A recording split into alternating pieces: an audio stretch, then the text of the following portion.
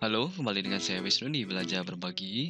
Pada video kali ini kita akan coba membahas mengenai bagaimana perangkat Raspberry Pi itu bisa menerima nilai analog dari luar. Ya, nah ini sebenarnya kan Raspberry Pi itu dia hanya bisa menerima nilai digital saja, antara nilai high atau low.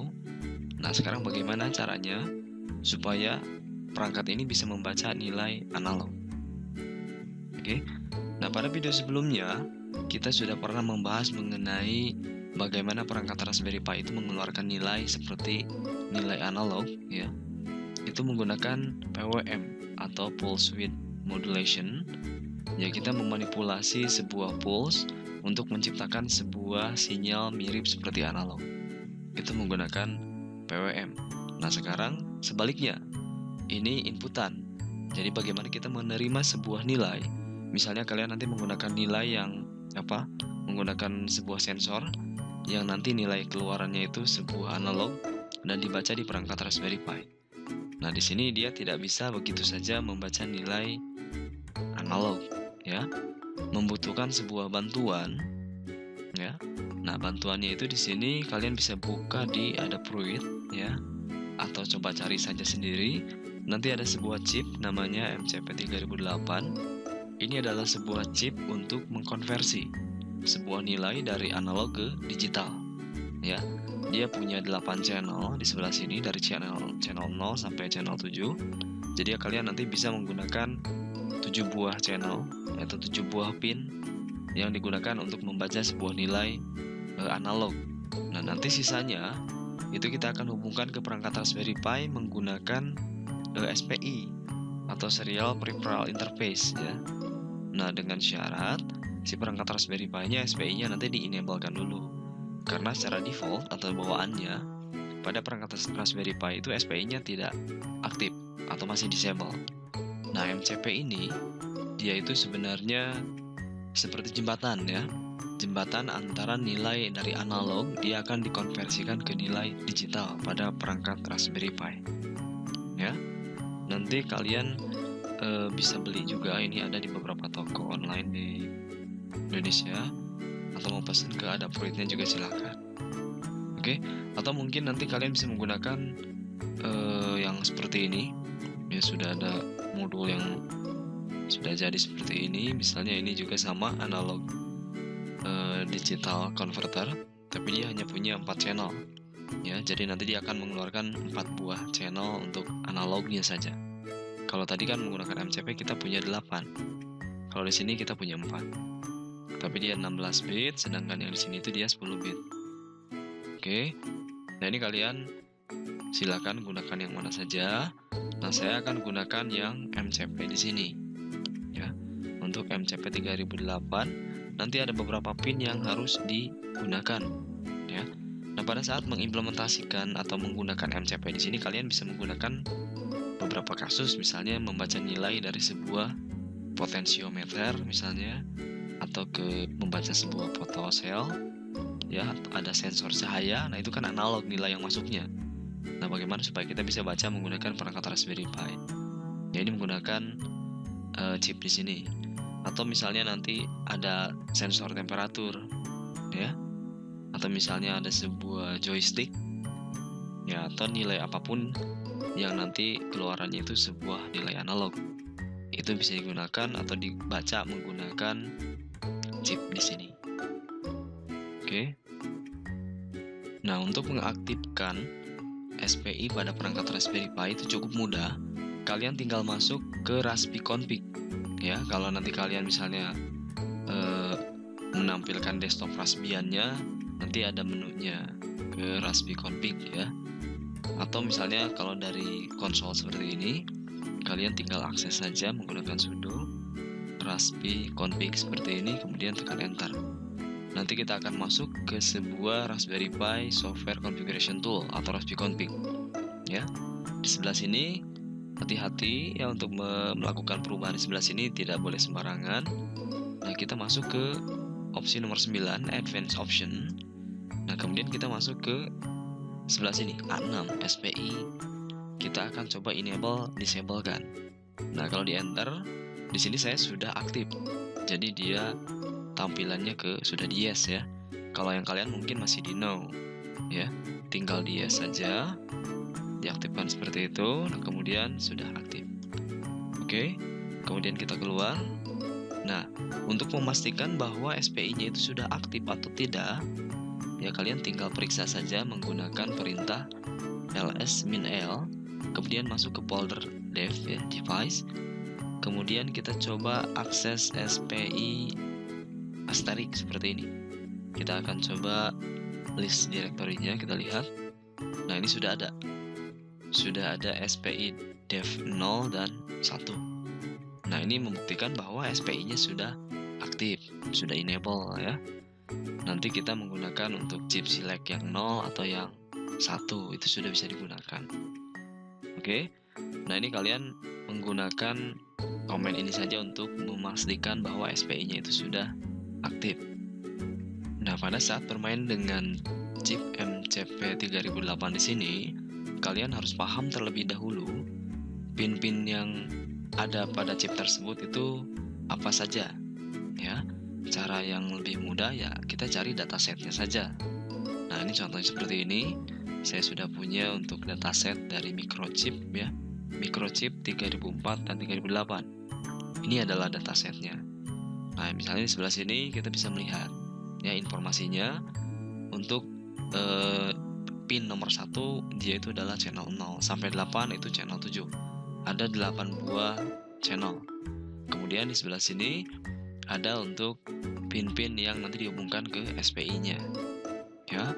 Nah, ini untuk SPI itu adalah serial peripheral interface. Dia itu sebuah serial synchronous communication ya. Jadi nanti kita bisa bermain komunikasi menggunakan SPI di sini itu untuk jarak dekat ya. Nah, di sini untuk keterangannya ada PDD, VREF, ya, ada ground, ada clock, kemudian ada MOSI, ada MISO ya. Nah, itu nanti coba saja dicari informasi mengenai SPI-nya ya. Setelah kita mengetahui dataset dari chipnya, banyak sebenarnya ya, nanti kalian silakan searching saja. Nah, ini saatnya kita melakukan setup untuk chipnya. Oke, nah ini adalah chip untuk MCP3008 di sebelah sini ya. Ada 16 kaki. Nah, untuk pin nomor 1 itu nanti untuk indikatornya kalian bisa lihat ada lakukan ya. Di sebelah sini ini adalah pin nomor 1 ya. Dari 1 sampai 8 ke bawah seperti ini. Dilanjut ke sebelah sini itu 9 sampai 16. Oke. Nanti ada bagian lakukan ya, hati-hati. Nanti kalian harus compare dengan datasetnya ya. Nah, ini ada lakukan. Sebelah sini ini nomor 1. Oke. Nah, kita akan coba pasangkan. Saya coba pasangkan seperti ini ya, di breadboard. Nomor 1 ada di sebelah sini, 1 sampai 8. Nah, ini adalah channel yang nanti kita gunakan, dan pin-pin di sebelah sini yang akan nanti kita hubungkan ke perangkat Raspberry Pi-nya. Oke. Nah, kita coba hubungkan. Nah, ini kalau kita buka ya, untuk di situsnya Raspberry Pi untuk yang SPI. Nah, ini panduannya kan ikut ke sini saja.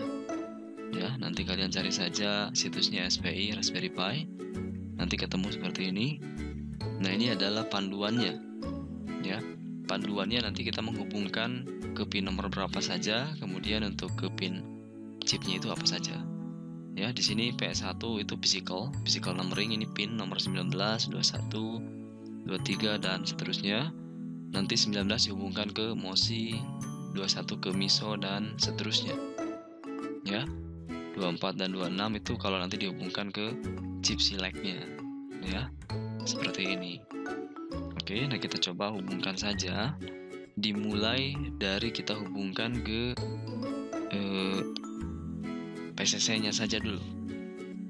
Ya. Untuk pin yang di sebelah sini, saya akan coba hubungkan.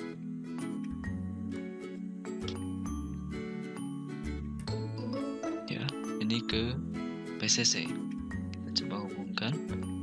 ya, seperti ini. Untuk pin nomor 15 dan 16 ke PCC, kemudian dilanjutkan ke ground ya. Kita akan coba lanjutkan ke ground, itu pin nomor 14. Pin nomor 14 kita coba hubungkan ke ground. Mulai sempit ya, seperti ini ya. Nanti diagram lengkapnya kita coba hubungkan lagi. Untuk ground satu lagi, pin nomor 9 itu dihubungkan juga ke ground seperti ini. Nah, sudah. Nah, tinggal 4 pin lagi ya. 4 pin di sini itulah yang nantinya untuk MOSI, MISO, clock dan yang lainnya. Oke. Nah, kita coba hubungkan. Keempat pinnya dimulai dari sebelah sini.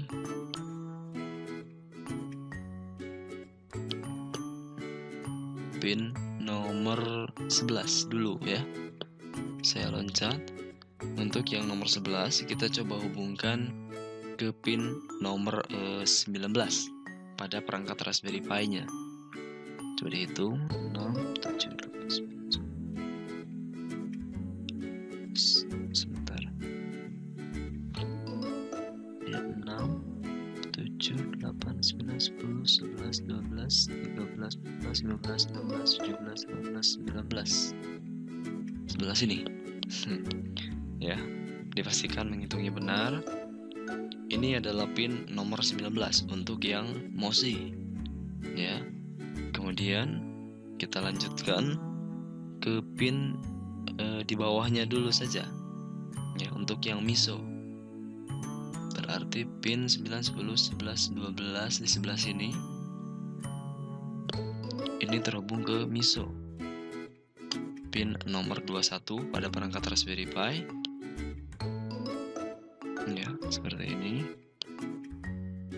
Kemudian kita hubungkan untuk yang clock ya. Kita lanjutkan ke yang clock. Sebelah sini. Sempit sekali.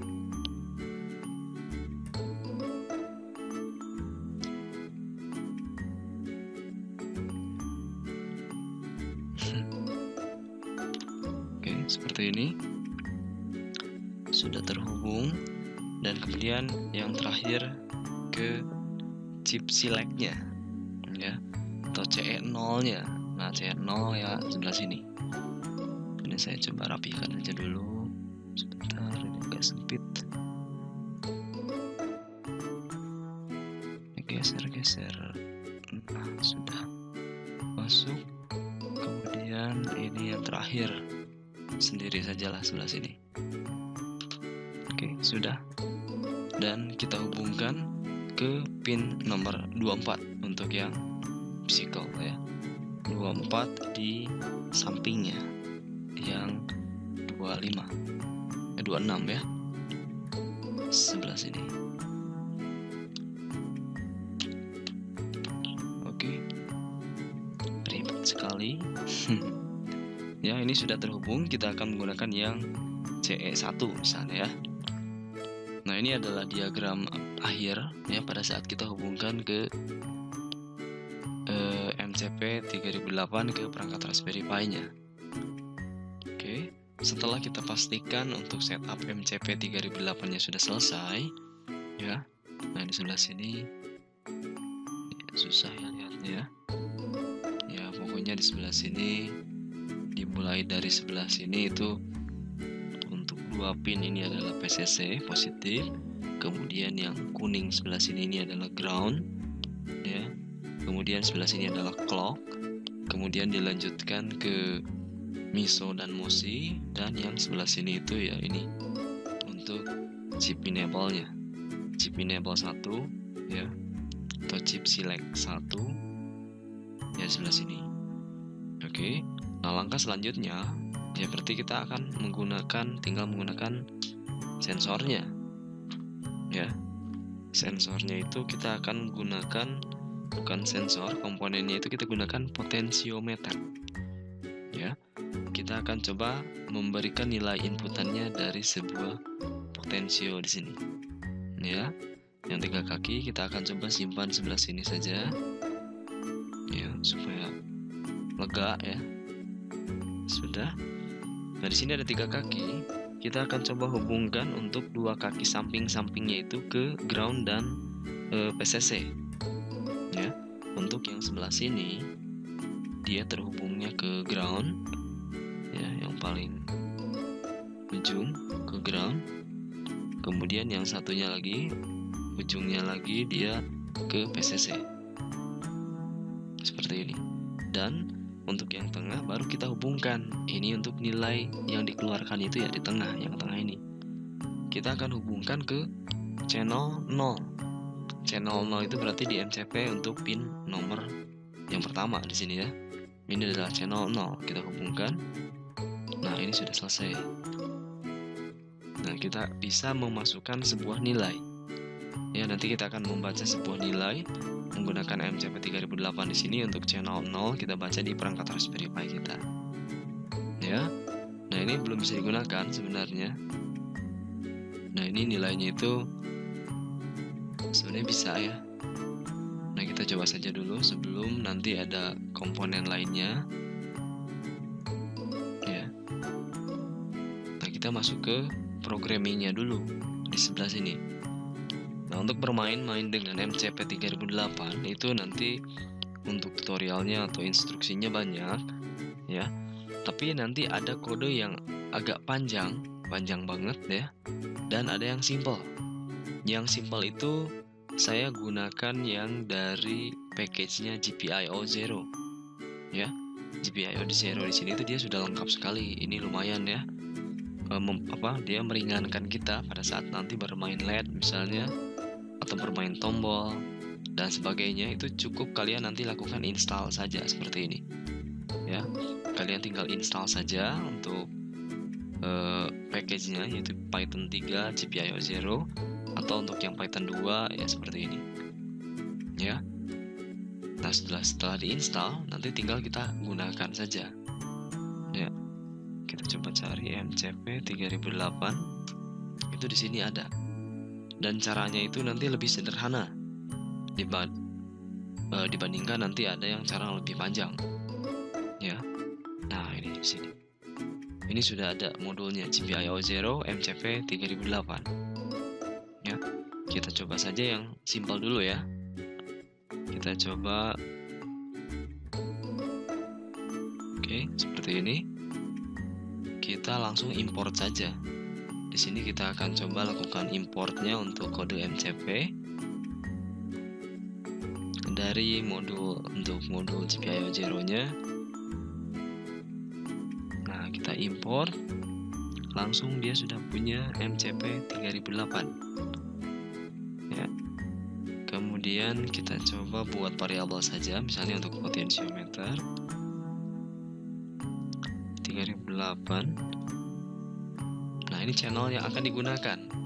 Nah, kita akan membaca nilai variabel potensio di sini itu, atau pot ini, dari channel yang 0. Karena kan kita tadi potensionya disimpan di channel nomor 0 atau pin yang pertama. Oke. Kemudian langkah selanjutnya itu menggunakan looping saja. Ya, kita gunakan infinite loop seperti ini.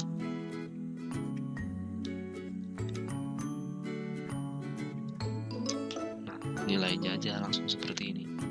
Ini sudah selesai. Ini sangat sederhana sekali. Oke, kita coba simpan. Nah, kemudian kita coba eksekusi. Ya, kita coba jalankan. Nilainya adalah 0. Nah, sekarang secara perlahan kita coba putar. Nah, itu sudah naik ya. Nah, saya putar, dia dari 0 sampai, kalau sampai ujung 1 seperti ini. Ya. Karena kan kita merubah nilai digital, merubah nilai analog menjadi digital. Sebenarnya nilai yang dibaca oleh perangkat Raspberry Pi itu kan 1 dan 0. Tapi ini sekarang kita bisa bermain floating atau desimal seperti ini ya, 0, nah ini cukup lembut ya. Potensiometernya saya putar-putar seperti ini ya. Nah ini 0 dan ini 1 ya. Nah ini kita membaca sebuah nilai analog menggunakan bantuan chip MCP, microchip 3008 ya. Nanti masih ada 7 channel lainnya yang bisa kalian manfaatkan. Nah kalau hanya output saja seperti ini kan kurang menarik ya. Ini kurang menarik, saya selesaikan dulu. Nah gimana kalau kita tambahkan outputnya itu jangan teks saja. Misalnya kita hubungkan dengan komponen lainnya, misalnya menggunakan sebuah LED ya. Jadi kita akan coba hubungkan ke sebuah LED. Nah LED-nya itu kita simpan di sebelah sini saja ya. Sebentar. Kita akan gunakan misalnya pada perangkat Raspberry Pi-nya itu untuk pin nomor 40 supaya di ujung ya, maksudnya supaya tidak pusing dengan yang ada di sini. Saya simpan di ujung itu pin nomor 40. Saya hubungkan, kemudian saya simpan di sebelah sini saja. Oke, sudah. Dan jangan lupa untuk resistornya seperti biasa, ini 220 ohm ya. Kita hubungkan ke sebelah sini sebelum bersentuhan dengan LED-nya. Saya batasi menggunakan resistor. Untuk kaki yang panjang kita hubungkan ke resistornya seperti ini. Oke. Nah, seperti ini setupnya. Dan satu lagi kita butuh groundnya ya. Groundnya kita pasangkan di pin yang kakinya pendek sebelah sini. Nah seperti ini, dan hubungkan ke ground. Misalnya di sebelah sini saja ya. Atau sebentar, sebelah sini ya supaya rapi. Oke, sudah. Pinnya adalah pin 40. Dan kita coba lakukan penambahan. Nah untuk bermain LED-nya, kalau kita menggunakan GPIO 0 modul lagi, itu lebih sederhana lagi, sama ya. Dari GPIO 0 kita import nah ada PWM LED namanya. Karena kan untuk pinnya kita untuk yang 40 kita akan coba bermain dengan software PWM. Secara sederhana caranya itu sudah dipersingkat menggunakan modul GPIO 0 di sini, menggunakan ya ini PWM LED ya. Kalau sudah diimport, nah baru kita buat variabelnya LED, misalnya seperti ini. PWM LED itu untuk pin nomor 40 ya. 40 di ujung, oke. Kemudian jangan lupa di sebelah sini diisikan. Untuk variabel LED nilainya itu diambil dari potensio menggunakan mengambil value-nya seperti ini. Oke, selesai. Kita simpan dan kita coba eksekusi. Saya akan rubah ke 0 dulu supaya mati dulu ya. Tampilnya 0 dan kita putar. Ada yang kurang.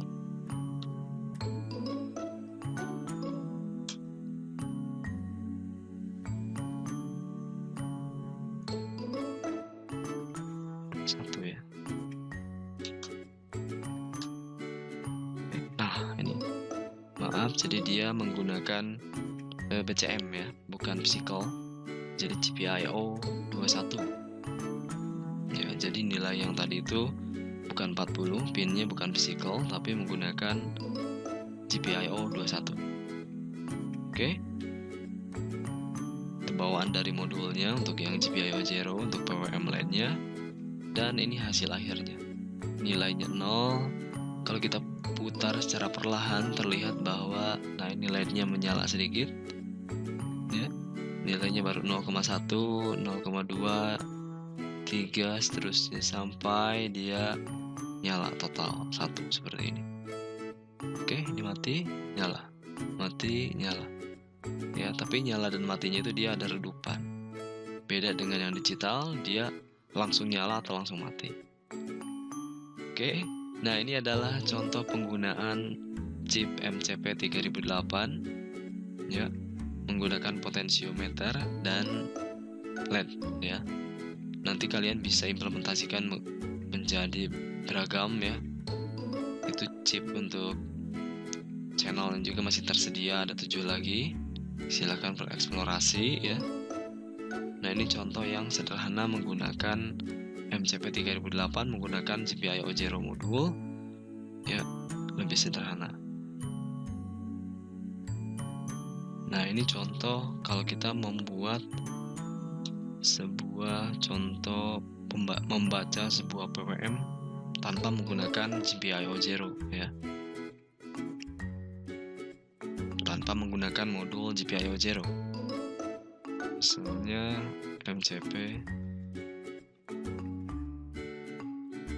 complex.py dan paste.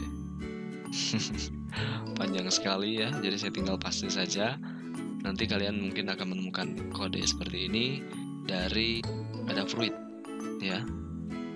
Nah, di sini Adafruit membuat sebuah kode untuk membaca sebuah nilai dari MCP 3008. Nah, ini fungsinya read ADC, kemudian ini ada beberapa pin, ada beberapa variabel yang harus diisi dengan pin-pin ya. Pin-pinnya, nah di sini terlihat banyak sekali ya, panjang sekali menggunakan register untuk shift ya, shift operator dan sebagainya.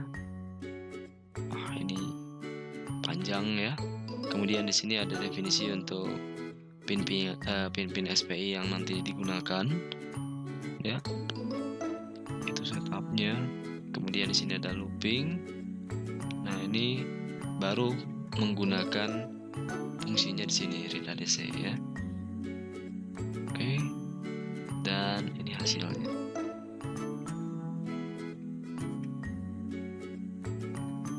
Oke, nah ini saya belum coba. Kita coba saja mungkin ya.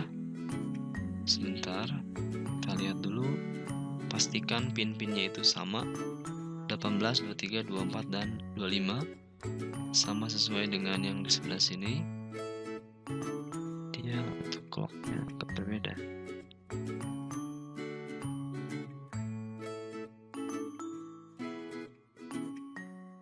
Oke, kita coba rubah untuk clocknya, kita sesuaikan. Coba kita harus menggunakan yang GPIO nya.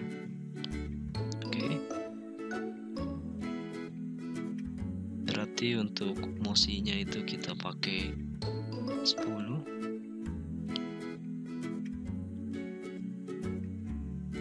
misonya 9, 10, 9, kemudian untuk clocknya 11, 9, 10, 11, dan ininya 8.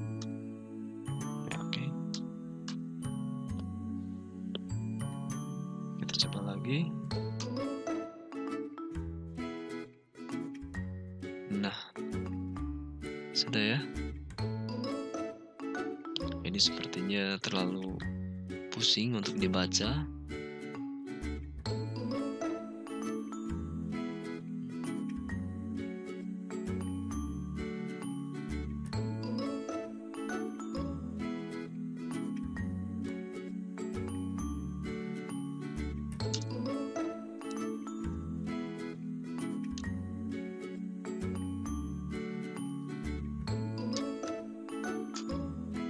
Oke, seperti ini. Nah, kita coba rubah. Saya putar sedikit. Nah, ini seperti ini.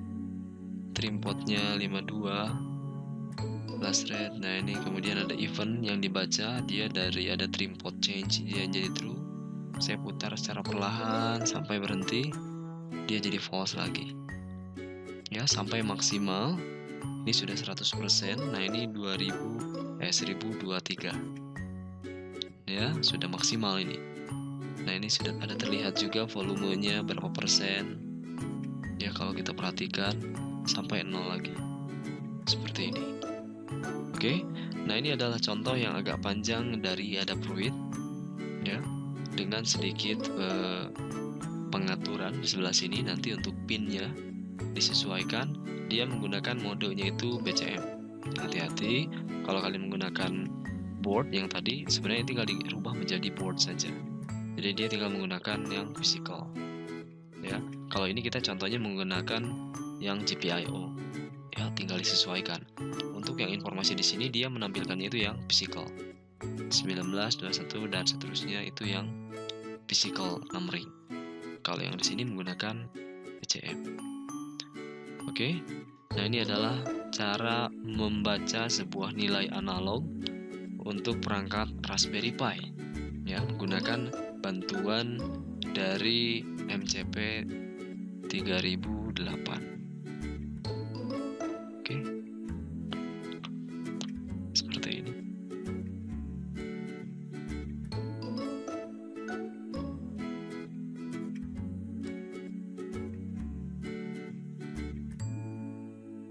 Nah, ini adalah contoh kalau kita menggunakan komponen buzzer, ya, tidak menggunakan LED, tapi kita menggunakan buzzer. Buzzernya tanpa resistor. Nilai yang dijalankan kita coba menggunakan simple. Oke. Nah, ini nilainya dari 0 dulu. Ya, kita coba putar secara perlahan.